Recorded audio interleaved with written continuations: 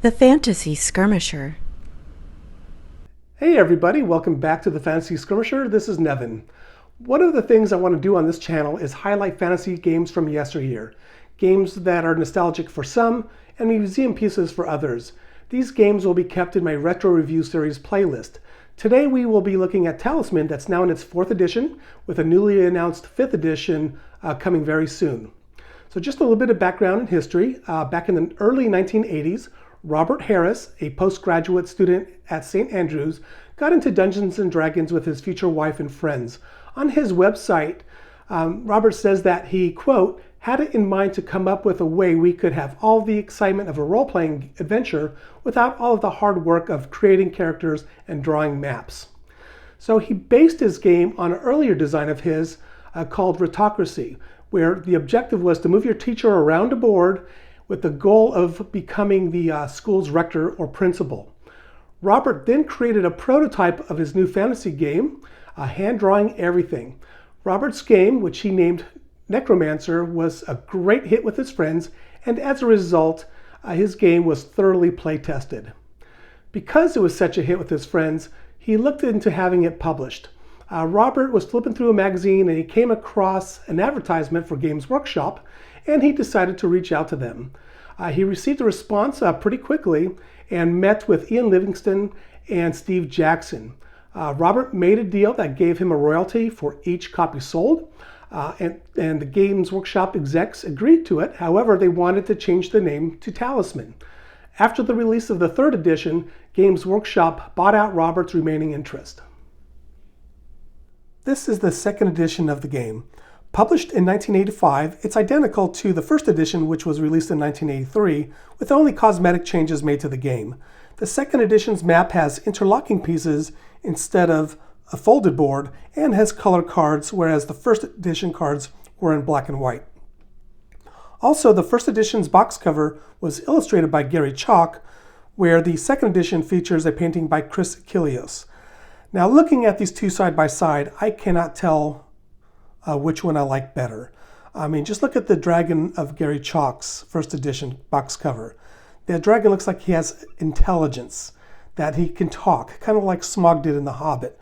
Whereas in the painting here by Chris Kilios, the dragon is fierce. It doesn't look like he can talk or has that kind of level of intelligence that the 1st edition cover does. But he's certainly looking fierce, and this is a very cinematic moment. Both box covers are amazing, but I can't say which one I like better. Do you? The game board represents a land once ruled by a wizard who is now dead. Legend has it that if anyone can make it through the land's dangerous regions and reach the Crown of Command, they can become the ruler. You are one of those adventurers. The rulebook is 8 pages long, and on the back it's got a schematic, and interestingly, Fantasy Flight's rulebook for the 4th edition included again, whereas the 3rd edition did not. So I'm going to give a very brief overview of the game, not teach how to play it, but just how it plays and what the objective is. So first of all, each player chooses a character. So in this case, I've got a soldier, and each character has, it's kind of hard to read here, turn this around, is a strength. So he starts with a strength of 4 and craft 3. And all characters start with 1 gold and 4 lives. And any followers you pick up along the way or any objects you just place right below the card. So you can see also on the card here, he has good alignment. Alignment can change, and alignment can affect how you interact with a particular space. So I think this is a nod to Dungeons and Dragons when he was designing this game. And then, of course, each character has a start place, which is different for each character. So the soldier here starts in the city. So he just placed the standee in the designated space. And also, the soldier comes with 2 objects already. So he comes with the sword and the helmet, because after all, he is a soldier. And if he ever loses these items, he can always reclaim them for free back in the city. So this is what the player's board would look like all set up. And as you can see here that the 2nd edition comes with cardboard chits, and these are upgraded in subsequent editions. The object of the game is to have your character get strong enough to be able to move from the outer to the middle regions, and then to get stronger to be able to move into the inner region. And one of the things you're going to need to be able to win the game is a talisman, hence the name. And what you'll do is you'll take a series of tests, either going one of these ways, until you get to the Crown of Command, where you will cast a spell on each player. It's a simple die roll with a 50-50 chance of hitting the player, forcing them to lose lives. So this is basically, it's a race game with a lot of adventure in it. So how you would move about the board is a roll and move. So you roll one die, and this happens to be a 1. So either I could go to the graveyard, but that would not be a good idea, because for good alignment players, such as myself, characters, I would lose 1 life. So I don't want to do that. So I would go to where the Sentinel is. Now, if I don't want to interact with the Sentinel, I don't have to. So what I would do is draw 1 adventure card. So I would draw an adventure card from the stack, and this happens to be Raiders. Well, the good news is that one of my special abilities as a soldier is that I ignore them. So nothing would happen this turn. Now the Sentinel is a strength 7, strength 9, to be able to move from the outer to the middle region. And if you remember, we are only a strength 4. Of course, our sword gives us 1 strength. So it would be kind of difficult to defeat him unless we move around the board and start adventuring and building our experience and our strength and our craft. Now let's quickly talk about what type of adventure cards you may draw. So let's just say we land in the fields here, and it instructs us to draw 1 card. And the card we draw is a wolf with a strength of 2. How combat works is that the wolf would roll 1 die and add its 2 strength for its total, while what we would do is roll 1 die, add our 4 strength, plus 1 strength for the sword. The highest roll is the winner, the highest total is the winner, and if we defeat the wolf is collected, because what we do is we could collect strength to use as experience points. And so once the total is 7, we could cash those cards in, those defeated enemies, to be able to increase our strength by 1. So that would just kind of go next to us if we defeated it. If it was a draw, the wolf would stay in the fields until defeated. And of course, if we lost to the wolf, then we would lose 1 life. We'd go from 4 to 3. Now, let's just say we drew a harpy. So harpy is a different type of monster. This monster uses craft, not strength. So this is a type of psychic combat. And so we would need to use our craft instead of our strength in combat. And here it says that if we lost, then the harpy would transport us to the crags, where we would need to interact with that space. And that requires a die roll, which could hurt us. We could lose a turn, lose a life, or something like that. All right, and now the other types of cards, let's just say we had a follower, and the follower was the guide. Well, the guide keeps us safe in certain spaces, such as the crag, so we would not need to roll. So if we got a follower, we would just put it down under the follower section. Sometimes we might draw an event, such as the earthquake here, or a place, such as this tomb, and that would go onto the map here, because it is a place that we discovered, and you need to interact with it every time you went to the space. And there's objects, there's such as gold, so we could buy things, horse and cart, which allows us to speed up our move a little bit and carry more objects. There is magic objects, such as this rune sword, and we may also encounter various strangers, such as this fairy. If a character moves into the same space as another character, they can choose to either encounter the space or encounter the other character by either using an ability on that character or engaging in combat. So combat works the same way as combat with enemies, but the other character, if they're able to, can evade combat. If they can't evade combat, then combat pursues. Both players can cast spells, and then whoever wins will either get a gold coin or an object, or can choose to reduce the other character by 1 life. Now, I would be remiss in talking about Talisman if we didn't talk about toads. So there are situations where you may be turned into a toad, which lasts 3 turns, and if you are, well, you lose all your objects, you lose your gold, because toads can't carry them, and you lose your followers as well. So everything would be dumped into the space where you turn into a toad. Toads can only move 1 space per turn for 3 turns. So what you're trying to do is you're trying to survive until you turn back into your character, and hopefully you're able to get your items back before somebody else comes in and steals it.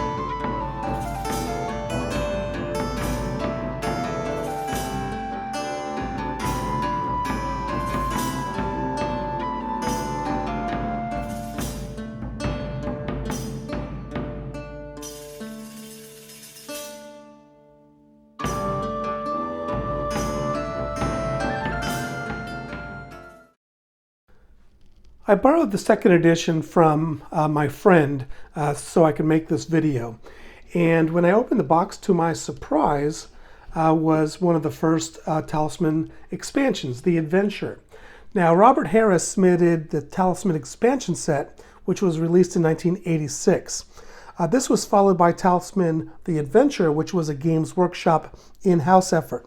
The expansions included rules clarifications, alternate endings, and new adventure and spell cards. So some of the components that we looked at also included characters and cards from the adventure. Also included, besides new spells, new characters, new adventure cards, is 6 alternate endings. And what you do is you just mix these up and then put one where the crown of command would be, and then when someone reached it, you would reveal what it is. So then in this case, it's the Horrible Black Void.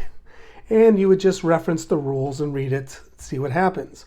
So in this case, the first player to cross the bridge of fire is sucked into a seething mass of darkness and annihilated along with all their followers, objects, etc. They have lost the game. After one player has been destroyed in the Horrible Black Void, moves to the discard pile, and a new end card is placed face down on the Crown of Command.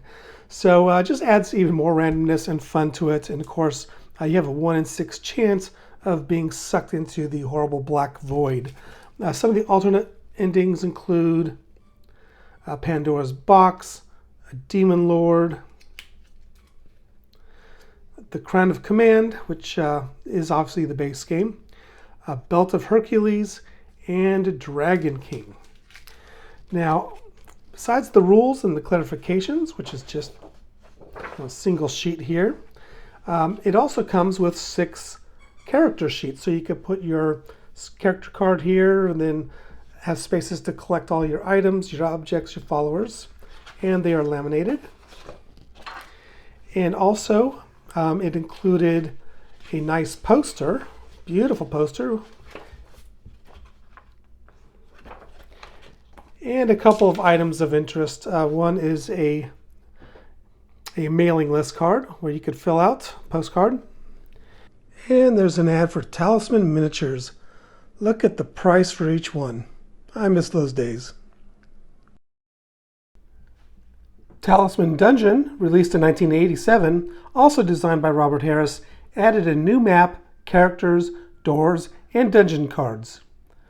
Talisman Timescape, released in 1988, was loosely based on the Warhammer 40,000 science fiction setting. Talisman City, released in 1989, replaced the single city space with an entire city board for you to adventure in, where you could purchase cool items or even be arrested if you're not careful. And finally, Talisman Dragons was released in 1993 and added dragon-related cards and characters. In the third edition, designed by Jervis Johnson, the story differs where you are on a quest to retrieve the Crown of Command by defeating the Dragon King. It was released in 1994, and Games Workshop Warhammer-fied it. The rulebook is only 4 pages long, which is half the number of pages in the second edition.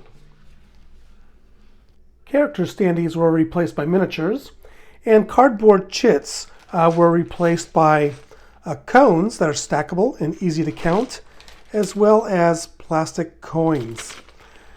And when I said that the game has been Warhammer-fied, it's not just because I've got a lot more plastic, but we have characters like the Skaven, as well as the Goblin Fanatic. And we got some classic characters. Just love the old school Games Workshop miniatures.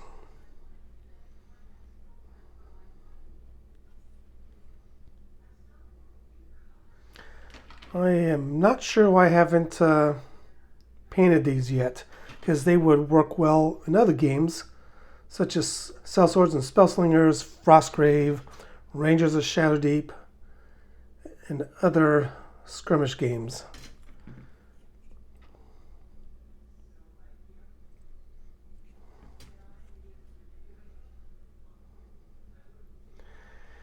And the toads are on round tokens, and the alignment has got some better graphics, and they're on better cardboard chits.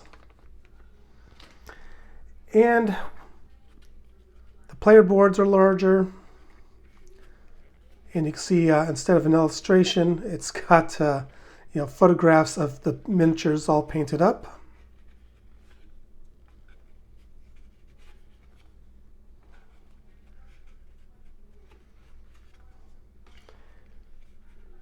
And it's on pretty thick cardstock.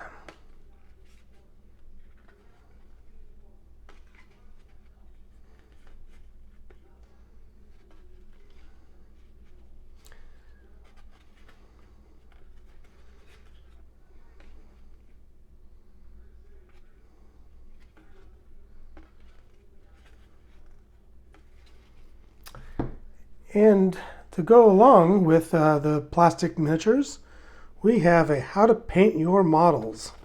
So it comes with a little painting guide. In the third edition, a new experience attribute is introduced where defeated monsters can be cashed in for gold, strength, craft, or life at the cost of 7 experience points for 1. So for example here, our wizard, he has already 5 strength right here, so it's a larger cone. There's 2 size cones, small and large. So he's got 5 experience points because he defeated these 2 monsters earlier. And let's just say that he lands, draws a card, and he's got the succubus. He's going to fight craft 3. He wins, so he gets an additional 3 experience points. So therefore what he could do is he could cash in 7. And let's just say he wants to build up his craft. He already has 4 craft. And so we could change it for the larger cone to show that he now has 5 craft. Another change is that mules are no longer objects as they were in the second edition, but they are now followers.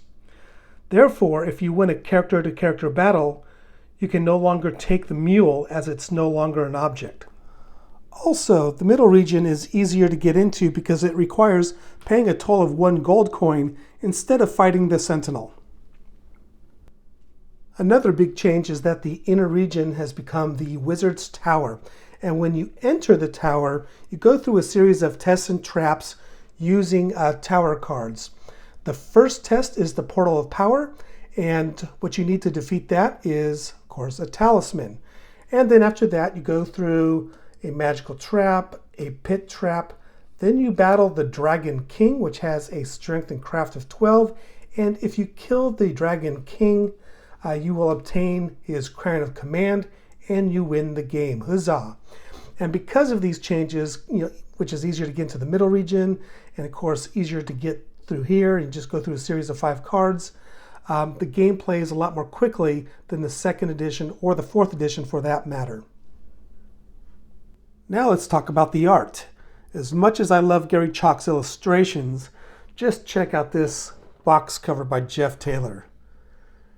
It just shows the change in art direction that Games Workshop had from the 80s moving into the 90s. And of course we've got the board as well as the artwork on the cards, just beautifully illustrated by Wayne England. The one thing you will notice is that skulls abound. They are everywhere on this map. And it just appeals to the 14-year-old in me, but I'm just wondering why there's so many skulls. It just gives it a more cartoony look, which I think has been observed by other people as well.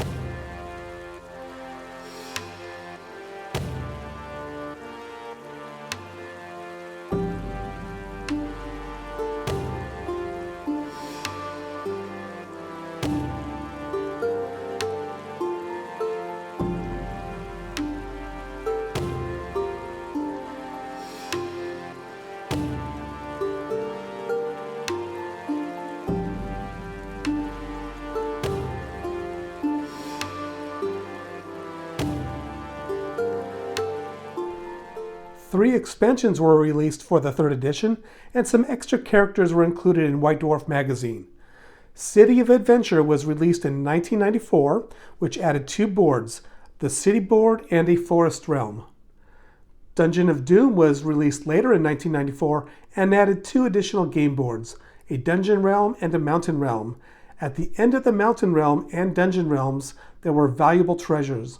Reaching and defeating the Eagle King of the Mountain Realm entitled the player to move to any square on the board, including the causeway that connected the Wizard's Tower to the middle board.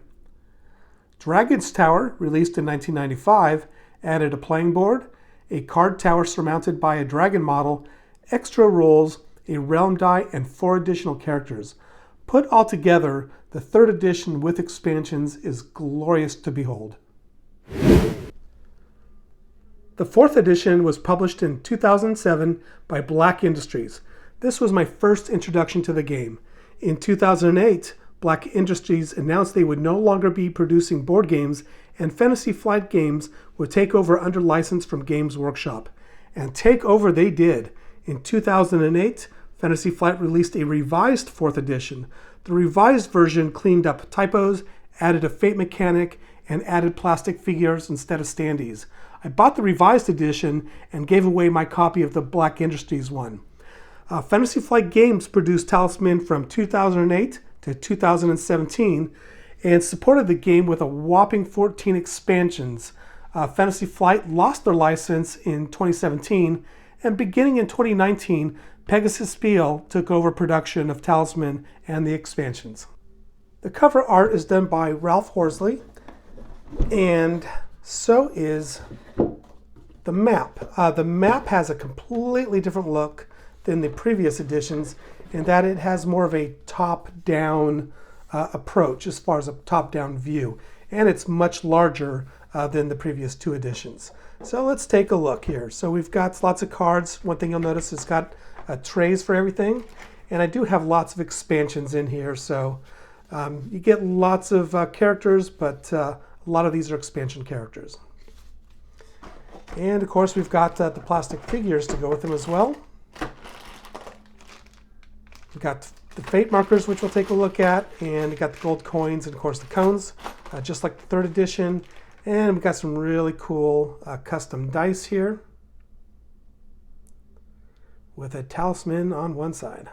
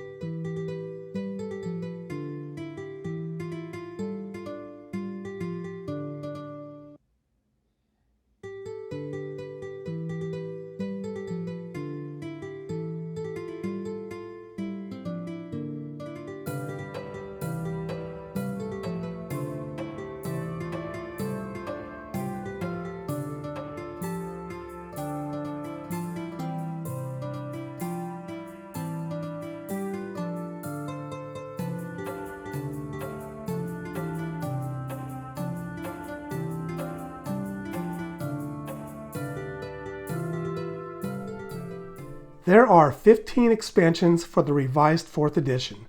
The Reaper expansion in 2008 adds 12 Warlock quest cards and the Grim Reaper that players manipulate against each other as it moves around the board.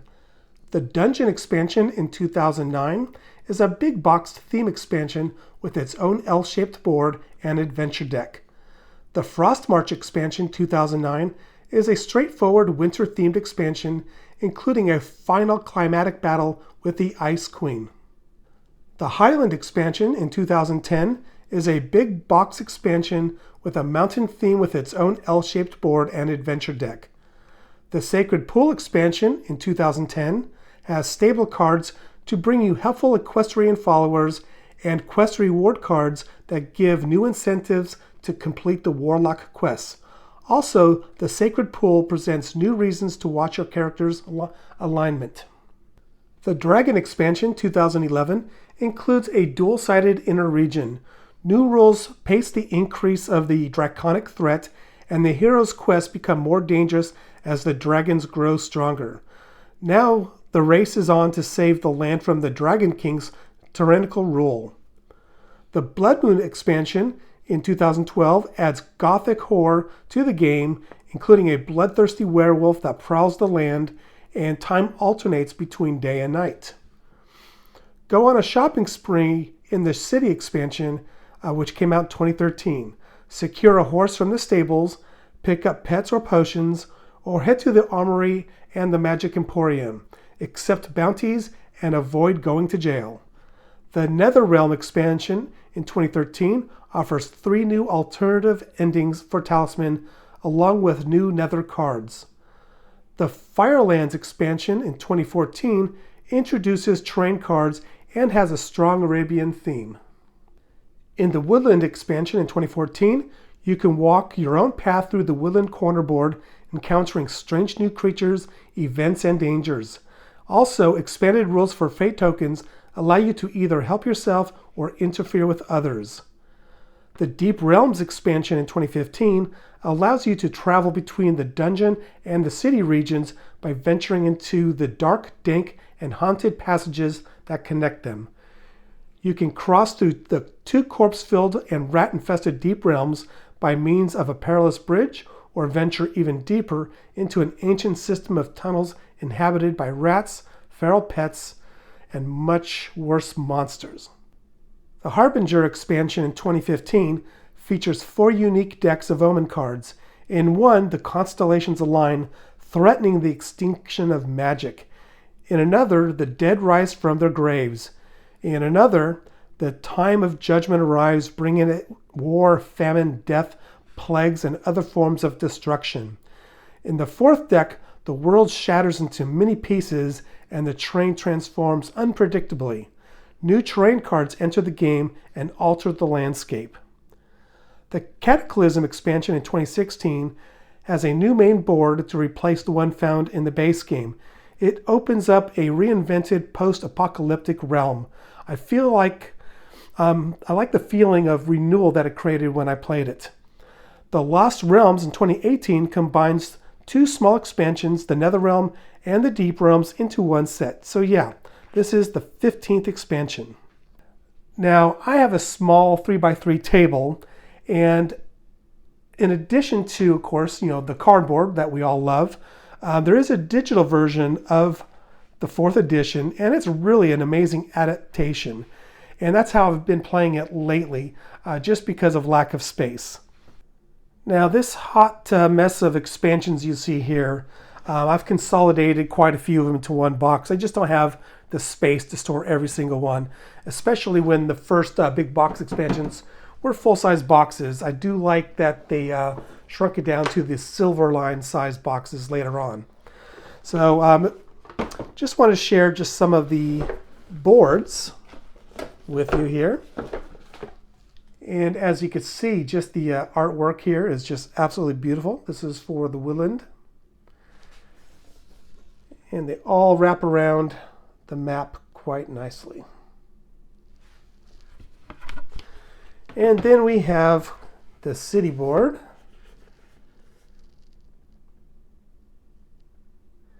And unlike the main map, you can see that these sideboards here change the perspective. So instead of top down, it looks like you are walking in the city streets or entering the different types of stores. Just don't land up in jail. Then we have the Highlands.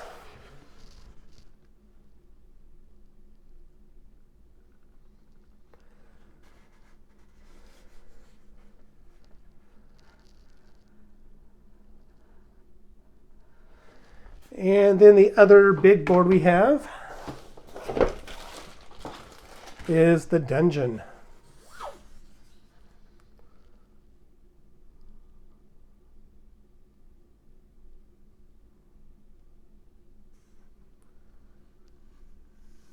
So you can see it's quite nice. Also quite dangerous.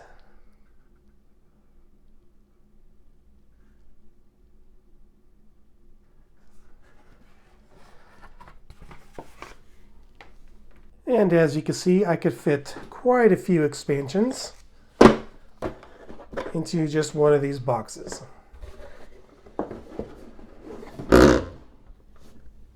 And finally, I just wanted to give you a peek at the Cataclysm board, after the post-apocalyptic version of the game. And you can see some of the cards here: Queen of Ashes, Enemy Outlaw, an Event, Dead Magic, an Undying Horde, Breakwater Traders, Scavenging, Apocalypse Storm.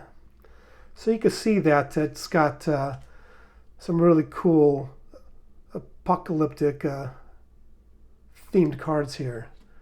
Trash Town Thief, Follower, a Blightwood Slaver, so another enemy.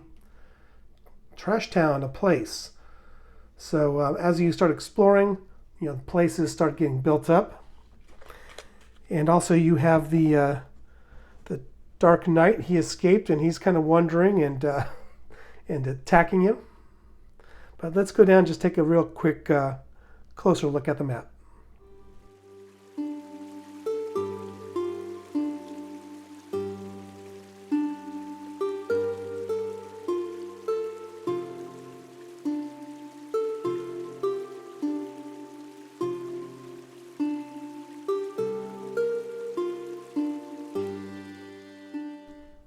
All this brings us to the announcement of the 5th edition, which will be produced by Avalon Hill, and it's due to be released in or around July of 2024.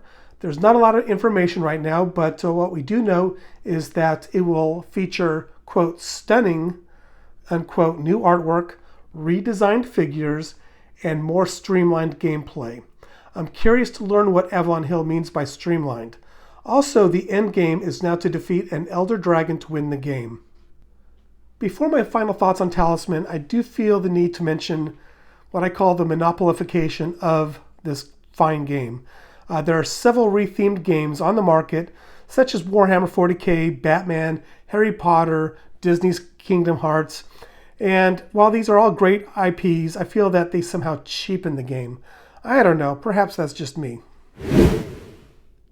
Talisman is a game that shows its age. It's heavy on luck, it's random, and it takes a very long time to play. I certainly understand why many gamers don't enjoy it. So why do I like it? Well, it's not from nostalgia, because my first exposure to the game was in 2007 when I purchased the 4th edition. I like the game because while Talisman is essentially a race game, it's the journey that I enjoy. There's tension with each draw of an adventure card, and it creates a narrative with crazy twists and turns. For me, the game really shines when the expansions are included, as it adds endless variety, new mechanics, and places to explore. The art, each edition comes with a museum's worth of beautiful fantasy art that really helps with the immersion. And also, it takes no time to learn, or to relearn for that matter, and set up. Unfortunately, it just takes a long time to play for what it is, so I hope that the 5th edition addresses that. We'll see. So in conclusion, more than 40 years after the first edition came out, the game is still going strong. There is something to be said about that, especially when in our hobby today, our hobby produces more games in a single year than could possibly be played in a lifetime. So I do appreciate its staying power, and I think that says something to the game. And I hope you enjoyed this, and I'll see you next time on the Fantasy Skirmisher. Thank you. Don't forget to like and subscribe. Thanks for watching.